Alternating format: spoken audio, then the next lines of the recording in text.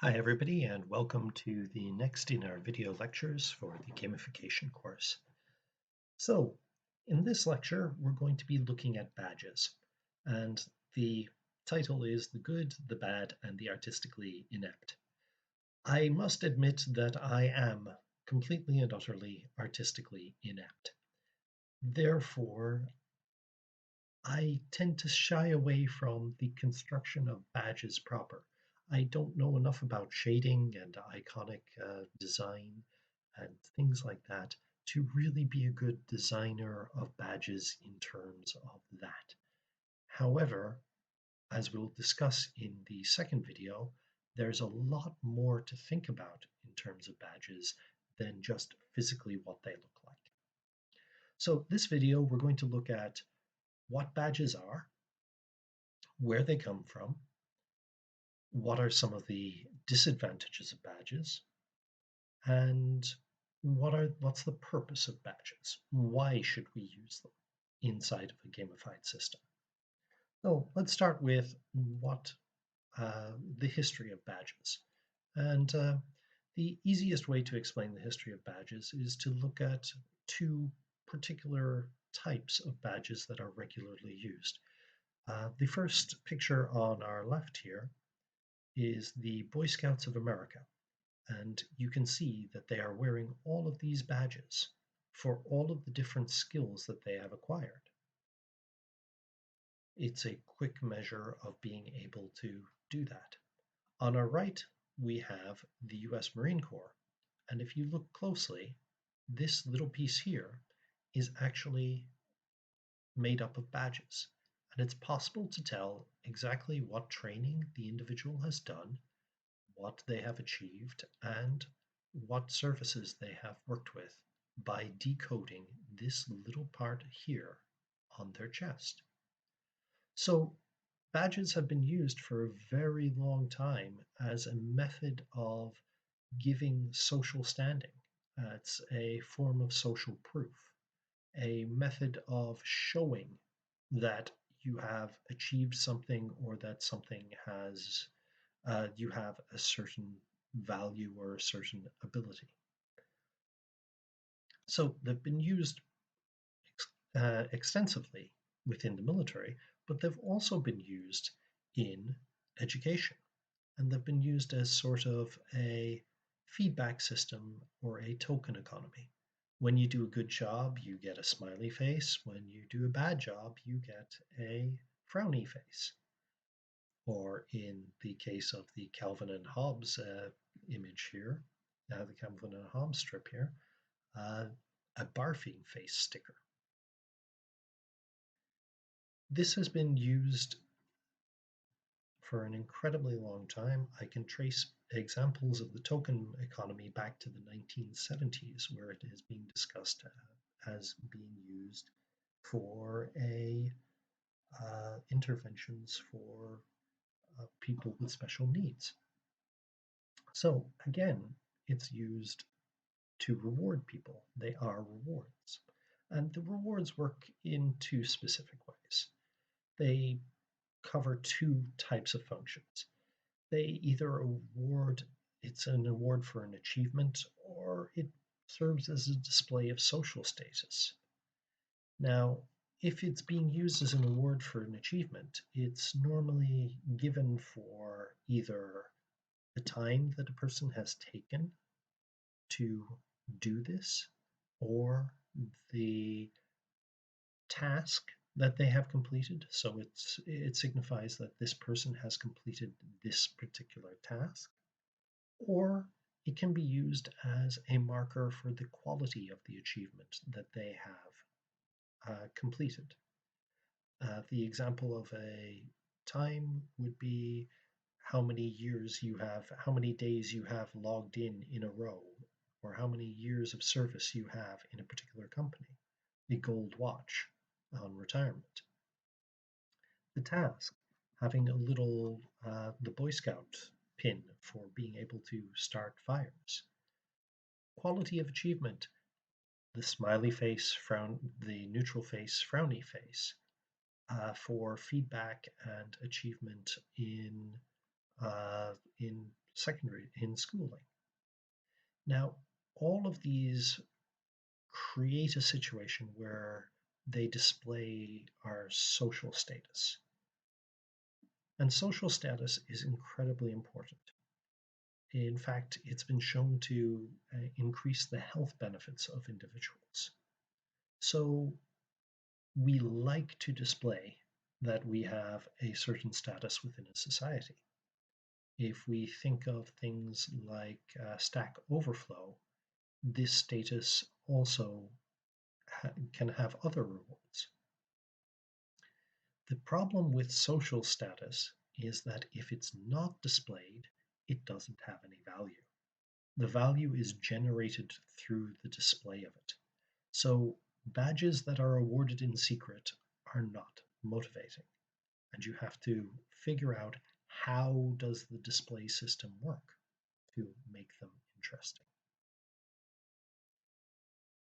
Now, we've seen a move towards micro-accreditation in the past 10 to 15 years.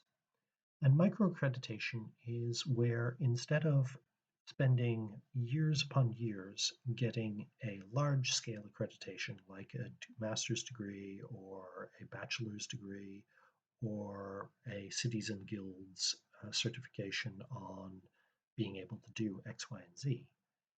Instead, they are breaking those accreditations down into smaller chunks that can be achieved faster, and then allowing people to display them through a series of badges and through open badge software that was first developed by Mozilla and has since transferred out of there.